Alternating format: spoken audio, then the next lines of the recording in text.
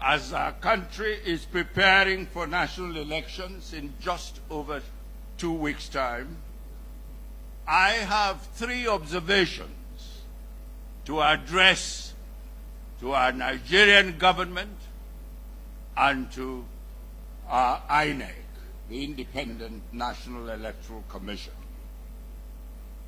The first is that Nigeria's friends and the international community as a whole are watching the behavior of the federal government and its agencies, including especially the police, the army, and the other law enforcement instruments, to see how far they respect the country's constitution, the rule of law, and their inherent obligation to act impartially and fairly in playing their roles in respect of the elections.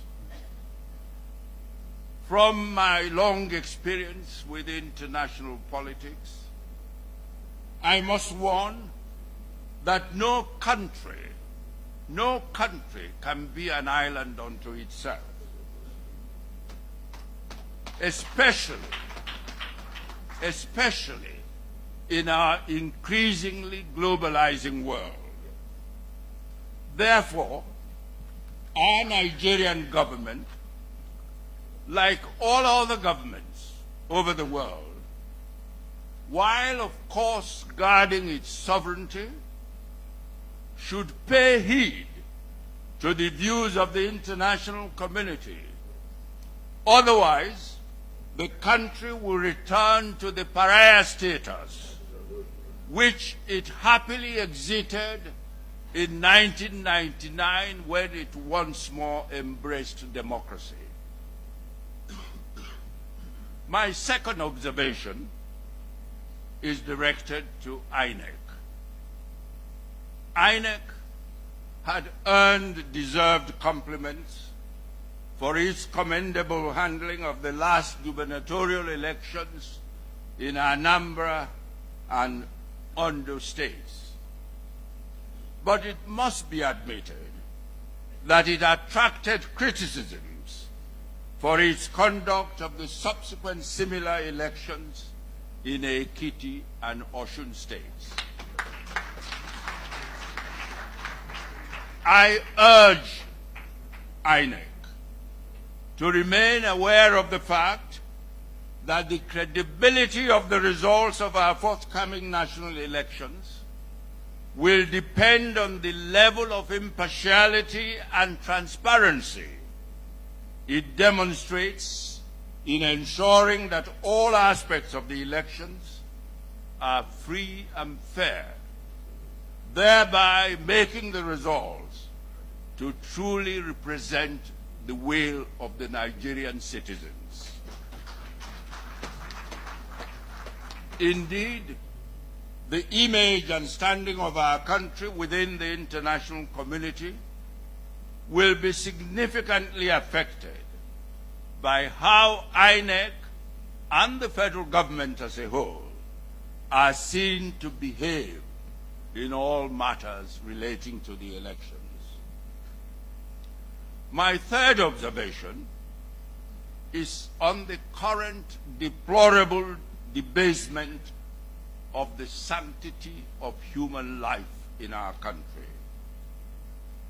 Last September to the end of November, I was in Harare serving on a high-level commission of inquiry which the President of Zimbabwe had felt compelled to appoint following the death of 6 nationals in a protest that occurred after the country's national elections.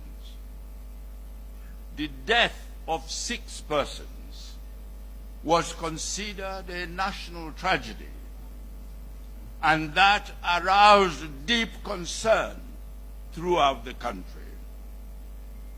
But what happens here in our country, Nigeria?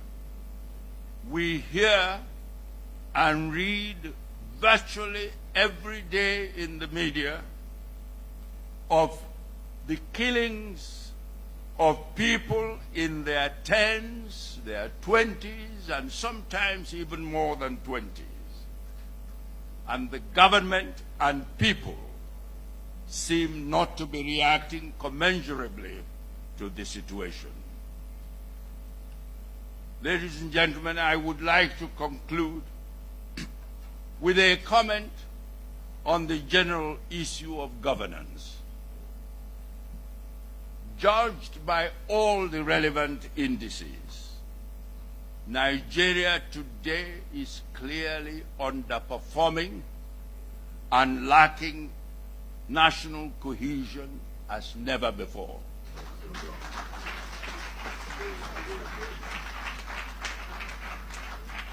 And so, like Cato in the ancient Roman Senate, who, because of his passionate desire to subjugate Carthage, the then arch-rival of Rome, always ended every speech he gave in the Senate with the words, Carthago delenda est, meaning Carthage must be destroyed.